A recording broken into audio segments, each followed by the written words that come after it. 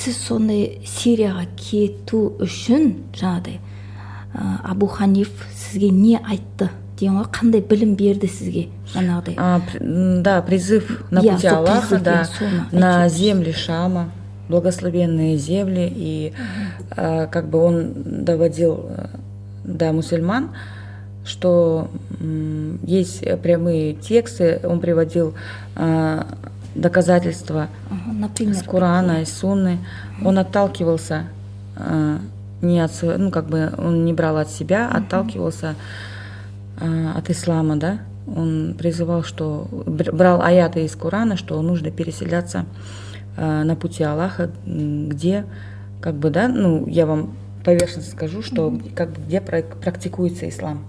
С земель неверия. То есть я тоже на тот момент считала, что